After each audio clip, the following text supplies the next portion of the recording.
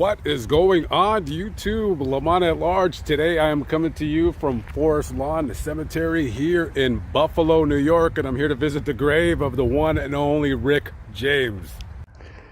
In my opinion, Rick James has just been one of those artists whose music has always been on somebody's radio being played, whether I was walking down the street as an 8-year-old and they were blaring it out of their radio stereo system, or just cruising through the radio dial myself looking for something to listen to, and always hearing a Rick James song on the radio. A man that lived the rock star life. If you think about the rock star life and what it entails, definitely this man's exploits would fit right under that billing.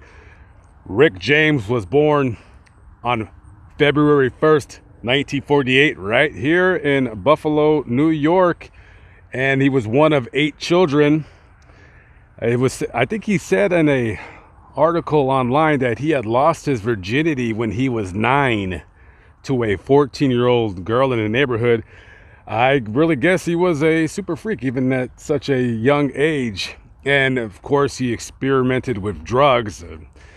Drugs would be an unfortunate constant in practically all of his teenage years going into his adult life. So in the 60s, being a young man here in this country, there was always a frightful thing. And it was always plaguing one young man's mind, no matter what race you were or who you were, unless you were rich, and that is the Vietnam War. Young men, 17, 18 years old, were being drafted into the Army, into the Marines, into the Navy to go overseas and fight that war. So to prevent himself from being drafted into the Army, I guess he figured, hey, let me join the Navy. That way it's a safer bet. You know, maybe I won't be on the ground. Maybe I'll be chilling on a boat. Maybe that was his thought process. So he lied about his age to get into the Navy. So he joins the Navy and he just says, you know what, this lifestyle ain't for me. You know, he loved music. He wanted to be a singer, a guitar player. So he went AWOL from the military and was hiding out in Toronto, Canada. So he's chilling in Toronto, and then he meets up with a couple other people, and then they went and formed a group called the Minor Birds. They were really good, really popular in the local music scene up there, and eventually he signs with Motown Records in 1966. Hey, only Rick James can go AWOL from the Navy and be a fugitive from the United States military. Oh, and sign a record deal with Motown Records.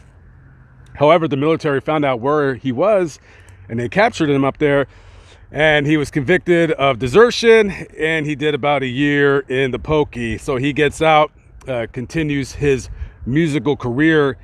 He moves over to California, signs with Berry Gordy's subsidiary Gordy Records, which is under the umbrella of Motown Records. And in 1978, he released his album Come Get It.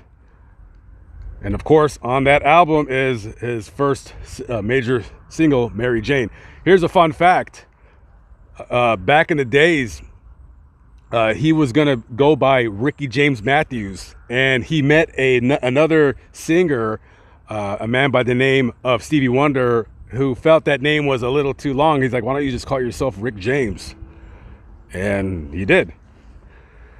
So after the 1978 album Come Get It, in 1981 he released Street Songs, and with that, of course, you got Give It To Me and Super Freak. Personally, my favorite song of Rick James is Give It To Me. I think it's called Give It To Me Baby. So great song. He released that, and he also produced and did some songwriting for Smokey Robinson, for The Temptations, for Tina Marie. He actually wrote and produced Eddie Murphy's song Party All the Time. I'm not surprised, because that song was totally like Rick James style. And after that, his career kind of waned a little bit. Don't forget about the MC Hammer thing. He kind of stole Rick James' riff, and you can't touch this. Can't touch this. Well, he didn't do that with Rick James' permission. So Rick James and his co-writer on that song later went on to sue MC Hammer, and I don't know if I believe they settled out of court. And when MC Hammer won a Grammy for that song, Rick James won his only Grammy for composing that song. And of course, after that, his career kind of waned a little bit. I don't know if you want to blame the alcohol or the drugs or whatever.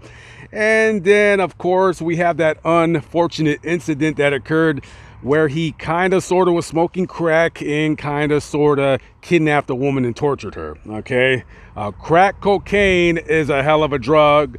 He ended up doing 3 years in prison in California's infamous Folsom Prison. He gets out in 1996, releases another album, Urban Rhapsody. In 1998, he was performing a concert and he suffered a mild stroke.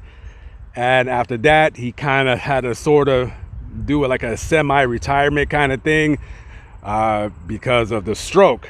And he kind of disappeared until the Chappelle Show came by, and it kind of revitalized his career, where David Chappelle would kind of mimic, well, not kind of, he did a pretty damn good job of, doing a Rick James impersonation, and that kind of revitalized his career, and then a new interest in his music came through. And of course, that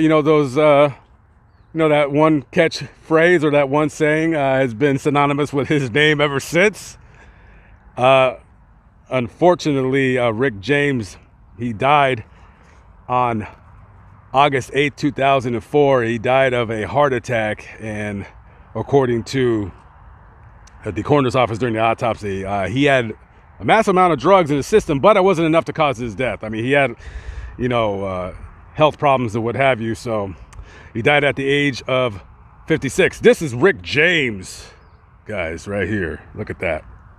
Look at that. Look at that. That is awesome.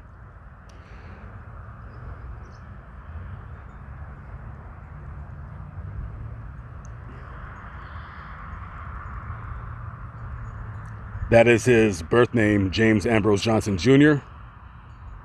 Oh, August 6, 2004, not August 8th, excuse me.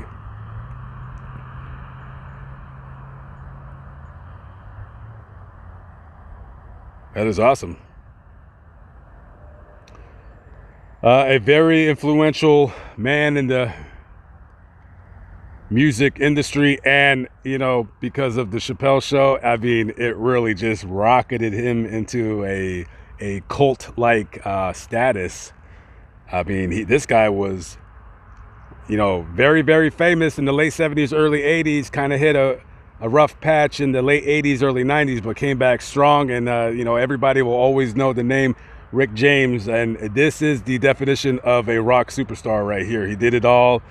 He had it all, just as you can see right there. So rest in peace to Rick James. And yeah, there will never be another man quite like that.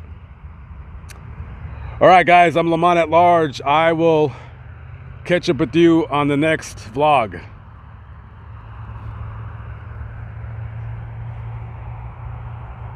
Should I?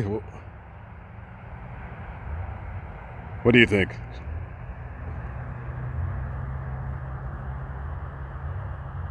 Why not?